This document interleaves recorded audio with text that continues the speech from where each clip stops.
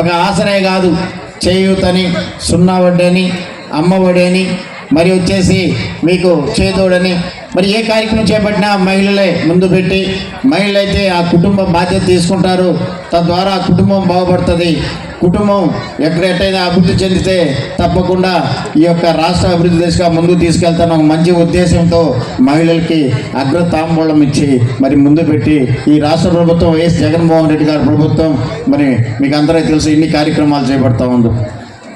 ఒకసారి ఆలోచించండి, ఇక్కడ ఉన్నటువంటి మహిళలందరూ కూడా గత ప్రభుత్వ విధానాలకి వైఎస్ఆర్ కాంగ్రెస్ పార్టీ అధికారంలోకి వచ్చిన తర్వాత జగన్మోహన్ రెడ్డి చేస్తున్నటువంటి సంక్షేమ పథకాలకి ఒక్కసారి ఆలోచించండి. ప్రతి ఒక్కరు కూడా ప్రతి ఇంటికి సంక్షేమ పథకాలు మీ ఇంటికి వచ్చి ఉంటాయి.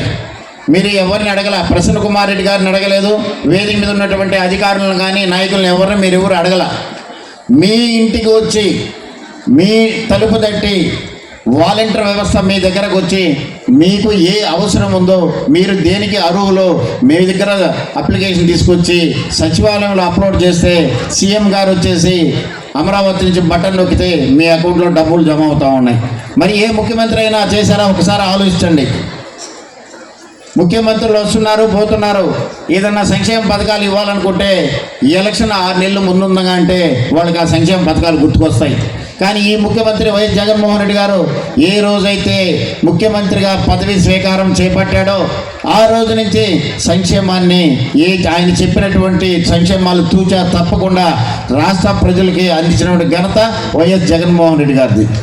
మరి చెప్పిన ప్రతి కార్యక్రమాన్ని చేసుకుంటూ మరి ఈ రాష్ట్రంలో ఉన్నటువంటి పేద బడుగు బలహీన వర్గాల వారిని మరి ఆర్థికంగా ఎదగాలి, గౌరవప్రదంగా బతకాలి, ఈ విధంగా ఉంటేనే ఈ రాష్ట్రం అభివృద్ధి చెందాలని ఎన్నో కష్టాలు వచ్చి మరి రాష్ట్రంలో ఆర్థికంగా ఇబ్బందులను పక్కన పెట్టి మీకు చెప్పిన మాట ప్రకారం ప్రతి పథకాన్ని మన అకౌంట్లో వేసినటువంటి ముఖ్యమంత్రి ఈ దేశంలో ఎవరైనా ఉన్నారంటే అది వైఎస్ జగన్మోహన్ రెడ్డి గారు.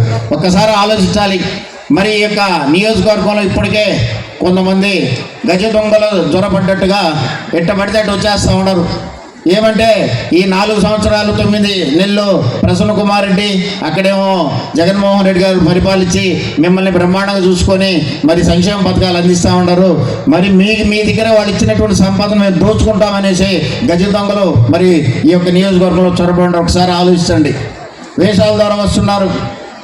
మీకు అందరికీ మేము రాబో రోజుల్లో మాకు ఓటేయండి, మిమ్మల్ని ఆదరిస్తాం, ఇంకా అభివృద్ధి దశగా ముందుకు తీసుకెళ్తామని గతంలో 5 సంవత్సరాలు విడిపోయినప్పుడు ఇచ్చినటువంటి 5 సంవత్సరాల్లో అనుభవజ్ఞానాన్ని ఇస్తే తండ్రి కొడుకులు దోచుకునే రాష్ట్రాన్ని ఈ పేద బడుగు బలహీన వర్గాల వాడిని రోడ్లో వదిలేసిన పరిస్థితి గతంలో.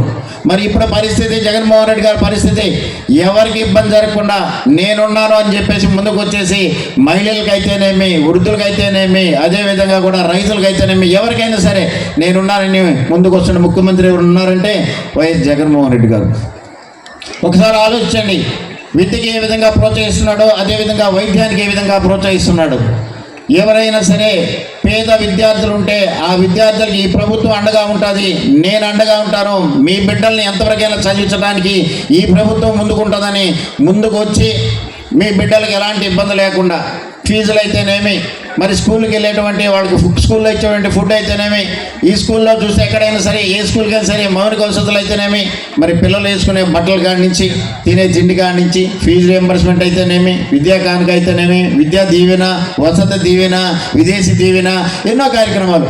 చదువు కావాలి, ఈ రాష్ట్రం అభివృద్ధి చెందాలంటే చదువే కావాలి. చదువు ద్వారా ఈ రాష్ట్రాన్ని అభివృద్ధి చెందొచ్చు. కాబట్టి భావితరాలకు ఇప్పుడు ఉన్నటువంటి పిల్లలకి మంచి చదువు చదివిస్తే ఈ యొక్క రాష్ట్రం అభివృద్ధి దశగా ముందుకెళ్తుంది. దేశంలోనే అగ్రగామి స్థానంగా ఉండాలంటే చదువు ఒకటే ముఖ్యమని గౌరవ ముఖ్యమంత్రి గారు ఈ యొక్క కార్యక్రమాన్ని చేపడుతూ ఉన్నారు. అండగా ఉంటుందో ఏదైతే మనకు న్యాయం చేస్తుందో ఒకసారి మీరు ఆలోచించండి. గతంలో అలాగా అబద్ధాలు చెప్పేసి మరి చేయకుండా ప్రభుత్వానికి మీరు స్థానం ఇవ్వద్దు. మీ మనసు సాక్షిగా మీకు ఏ ప్రభుత్వం అయితే అండగా ఉన్నది మరి కోవిడ్ పరిస్థితులు అయితేనేమే, వరదలు వచ్చినా కానీ, ఇంకేదైనా ఉప్పెనలు వచ్చినా కానీ ఏ నాయకుడు మీ వెంట ఉన్నారు? ప్రసన్న కుమారుడు ఉన్నారా, లేకపోతే వేరే వాళ్ళు ఉంటారు? ఒకసారి ఆలోచించండి. అనునిత్యం ప్రజలతో ఉంటూ ప్రజల సమస్యలు మమేకం అవుతూ నియోజకవర్గ అభివృద్ధిని మంచి మనసు ఉన్నటువంటి యువ నాయకుడు వైఎస్ జగన్మోహన్ రెడ్డి గారు. అటువంటి ముఖ్యమంత్రి మనం కానీ గెలిపించుకుంటే మనం తప్పకుండా రాబో రోజుల్లో మన బిడ్డలకు బంగారు భవిష్యత్తు ఉంటుంది, మనకు మంచి భవిష్యత్తు ఉంటుంది, మనకు కూడా ప్రతి ఒక్క దానికి భరోసా ఉంటుంది. అటువంటి భరోసా కల్పించేటువంటి నాయకత్వాన్ని మనం ఎన్నుకోవాలని, మరి రేపు రాబోయేటువంటి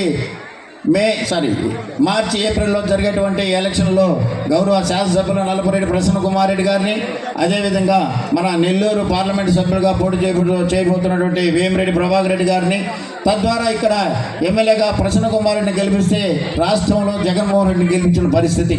మరి రాబో రోజుల్లో రేపు ఇంకా ఎన్నో సంక్షేమ పథకాలతో మేము ముందుకు వచ్చేటువంటి ప్రభుత్వం వైఎస్ఆర్ కాంగ్రెస్ పార్టీ ప్రభుత్వం.